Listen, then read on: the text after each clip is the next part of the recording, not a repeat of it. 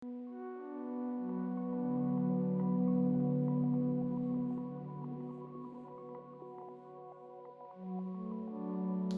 morning, everyone. Welcome to this podcast.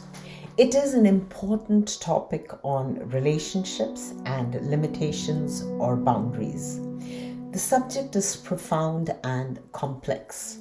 For a better understanding, the topic will be presented in 4 parts. Part 1 will focus on the connection between the self and others, the difference between the true self and false self, with limits and submission. Part 2 will apply theory to real life development from childhood to adulthood, with the difference between healthy and unhealthy boundaries, with preferences and references and their core and sore effects. Part 3 covers the terms that define projective identification, age regression, with dynamics and core relationship issues. Finally, Part 4 will explain angles and tangles with their snares and tears in relationships. I hope we all can benefit from this vital relationship topic and understand relationships and their limitations. I have invited Dr. Kassi to address the complex subject. You all know Dr. Kassi from his previous podcasts. He has a passion for self-development and personal growth. He wants everybody to seek peace, fulfillment, and joy in life because he believes none of us are born with an instruction manual for managing our life. You and only you can design your life. Please welcome Dr. Kassi. Thanks, Ghazala ji, for the introduction. Hi and salam to you all. I am back this time with a great relationship topic that Ghazala ji has so eloquently introduced. Let me emphasize, healthy boundaries in relationship are crucial to our joy, peace, and serenity. So I'll start with self, relating to others, including families, friends, acquaintances, workmates, and strangers, and try to explain boundaries and relationship in simple terms. So I welcome you all and tighten your seatbelt for the incredible journey of your life. Life is a journey of recovery, of growth, of love, of serenity. As we grow, our consciousness grows, expands, and develops. Nonetheless, our predetermined mindset and restriction imposed by our beliefs and traditions hold us back, so we may lose the true self. Let's first look at the self and its history. That is a wonderful idea, Dr. Kassi. So, what is the self? The appreciation of self originated when Gautam Buddha first described the aspects of an individual self, as Le Tazao stated. 10,000 attachments of our mind define the self. Relationships are about self and others, and in between the self and others, there is an invisible boundary. The boundaries are either healthy or unhealthy, depending on our upbringing and our development from our infancy to our adulthood. Healthy and unhealthy circumstances affect our future relationship to be healthy or unhealthy. So let us compare healthy and unhealthy boundaries and their effects on our life. But first, let us explore the two aspects of the self. In modern psychology, Freud and Carl Jung described authentic self as the real self and the ego as the false self. However, in 1930s, Hartman's, Horney, Klein, and Winnicott saw it as a true self and ego ideal. So even though the terminology has slightly changed, I would like to use the true self and the false self in this topic. Also, let me define the true self is our thoughts, decisions, experiences, choices, needs, sensations, and beliefs, etc. It is a bar based on love, compassion, and empathy, and in tune with the reality of life, of humanity, love, compassion. On the opposite, there is a false self, the ego based on selfishness, arrogance, and narcissism.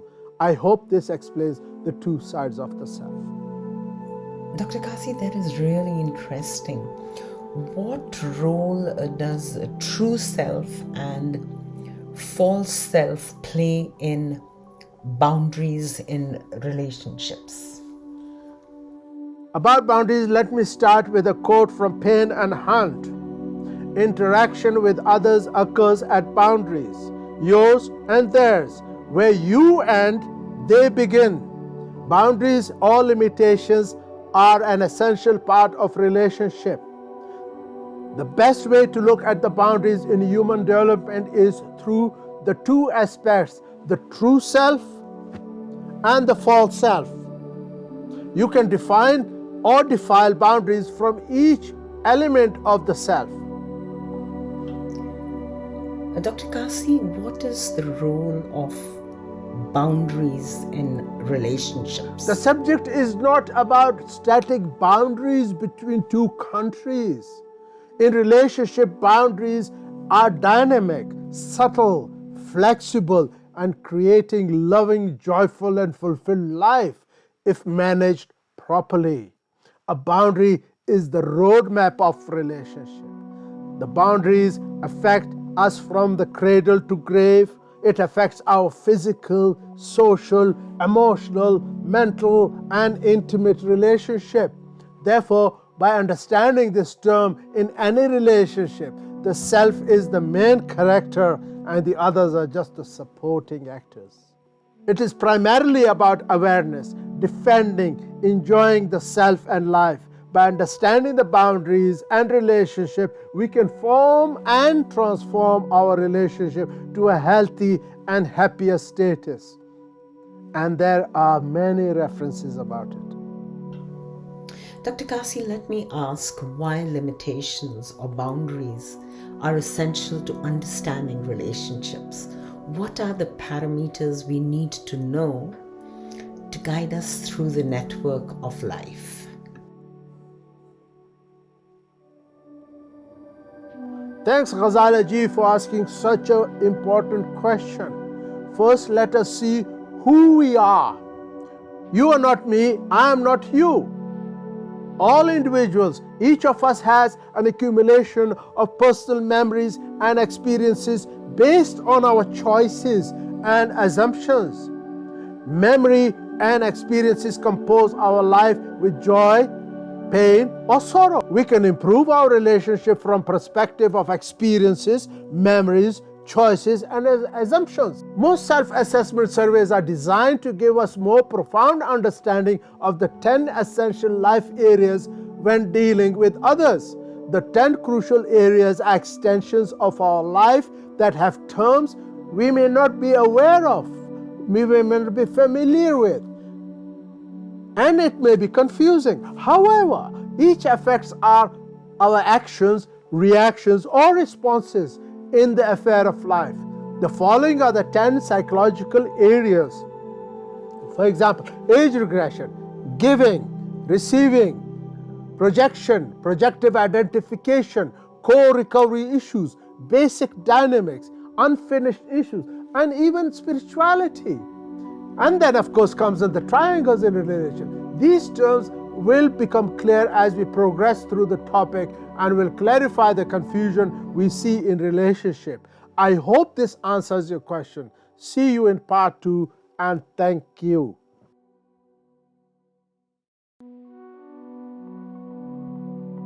True self is my beliefs, choices, decisions, experiences, intuitions, needs, sensations, wants, and unconscious experiences like dreams and fantasies. McKeon J. Wong. In this part of the podcast, I would like to explore the differences between a child in a healthy and unhealthy family situation. Relationship in unhealthy families lead to submission and cruelty, which causes problems in life. Also, it is clear how the true self and the false self, the ego or arrogance, play their roles in child's development. In this part, you must notice that in healthy family, a parent's role modeling and bonding with a child occurs through the mirroring of expression, sounds, posturing between the parents and the child. On the other hand, unhealthy families use projection and projection identification, etc., to interact with their child. Welcome to part 2. Let me ask about developing healthy relationship boundaries from the developmental process of childhood. Great question, Ghazala ji. First, let us look at our past growth and development. I want to use the terms we and us as we go through the same process beside the little differences. Ultimately, we will find the relative differences between forming healthy and unhealthy relationship, boundaries, and how they affect our lives. So let me open the door of life and let us walk through our life journey and see how we develop. Let me start the life journey from when we are in our mom's womb. Then we had no boundaries between our mom and us, and what we experience during our intrauterine life is a mystery. Our expulsion from the womb is the first trauma we feel, and we are thrown into a much broader space, and the umbilical cord is cut. Suddenly the physical boundary expands between our mother and us. In early infant life, we feel mentally and physically bonded with our parents as we respond to sensing our feelings and reactions. They mirror and reflect us through their expression, sounds, and postures. Toddlers. Separation from our parents starts when we explore our surroundings, crawl, walk, chatter. We learn first about good and bad, and still we feel like an extension of our parents. And in another few months, we realize there is a difference between good and bad. For example, touching hot object is not good. Yet the attachment remains by us making various noises, by expressing happiness, sadness, pain, or hunger. At this stage, we learn not just about good and evil. We start perceiving things as good and bad. So as a child, the setting of a primitive boundary and limits begin. But the feeling of dependence on food, drink, and cleanliness remains. Our independence arises from walking, playing, and talking. Preschool age, we start assessing the limits of our lives, our parents, and others around us.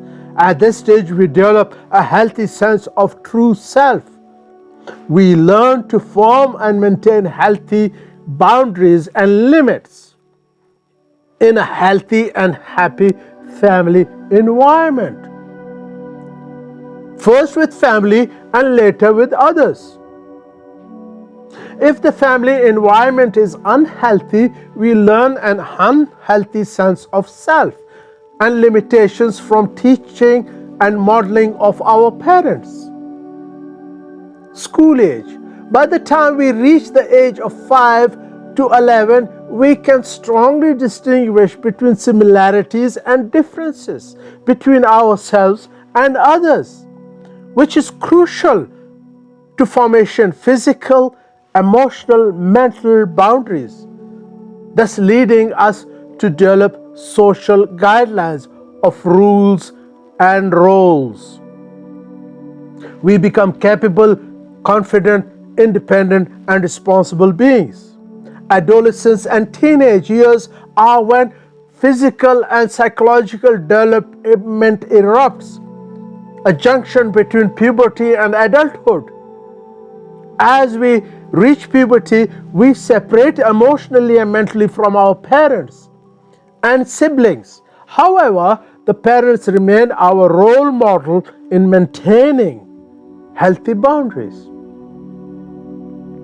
So we hold a healthy sense of self.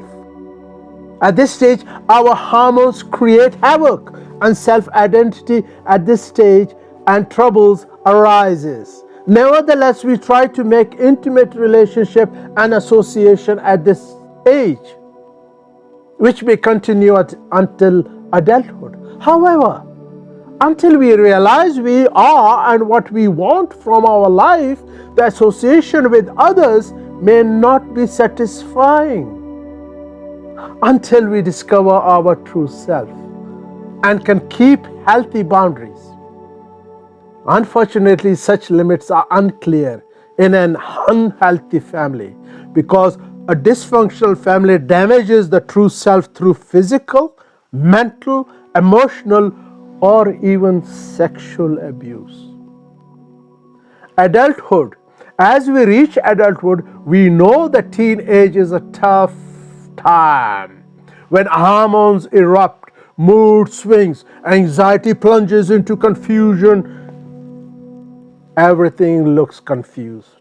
As a result, we may not be open to forming a healthy sense of self. However, all of this is natural because there are reasons like focusing on independence, wanting a better career, being part of the family, someday marrying and having our own family, loving our own family, and contributing towards happy parenting. Remember, parenting with healthy family standards will model a healthy sense of self, thus creating a healthy family environment for our children. Thank you, Dr. Kassi. You've really helped us understand healthy boundaries and loving relationships. You have illustrated an informative image of a child raised in a healthy household. My question is, what is the image when the child is raised in an unhealthy family? Thanks, Ghazala ji, for asking an important question. Let us take a journey as we did in our previous question. And this time, let us explore life in an unhealthy family. Some terms need understanding. Let us go to the terms projection, meaning casting or throwing image on somebody else, projection, identification, and dumping of emotions and other distortive means as a tool parents use, and seeing how it affects the child growing up in an unhealthy home environment. Here the context is unhealthy families or couples fostering and adopting children who are themselves lacking self-realization or recovery from their childhood harm. So any child in such an environment will bear the proportionate suffering like their parents or adopting parents and carry the burden until adulthood. In such unhealthy situation, boundaries are distorted as the parents project their unfinished business or issues onto each other and to the vulnerable children. Moreover, parents still carry the burden of unresolved childhood abuse, thus allowing the child to grow and explore for him or herself. There are many references regarding this issue. Let us compare the fundamental values of a healthy family, where the child believes in being part of the parents through expressive mutual mirroring. Then as the child ages, they feel like the identity of their own parents. In an unhealthy family, or on the contrary, the natural mirroring of healthy expression between the child and the parents is distorted or non-existent. Therefore, such a distorted projection feels like oppression and regression rather than independence and progression. So let us explore the projection of unfinished businesses of the parents.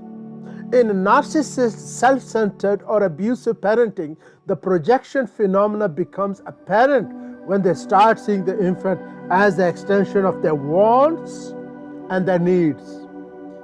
Here we are talking about wants and needs as a part of abuse. Does this sound familiar? I'm sure it does. Abuse like this is a killer of a character of a child and harmful act imposed on a child. Yet it may trigger the child to appreciate the nature of healthy interaction. So may withdraw from the toxic environment and decide to lead a better and more cherished experience. According to Cashdan, projective identification is interpersonal behavior in which a person induces others to behave or respond in a circumscribed fashion. Unquote. I can only explain that projection identification is used by someone who denies one's own and another's true self, imposes their false self or co-dependent self on the others by dumping their bad ideas on them, blaming the receiver for doing so. Let me give you two examples. Let's say I'm angry and I'm resentful about anything and want to disown that feeling because I can't handle it myself. So I dump it by projection onto you. You then unconsciously own and activate my anger by expressing and projecting that anger onto others and including me. It is like I hand over my burden of life to you, so I no longer own or have any dealing with my anger and resentment.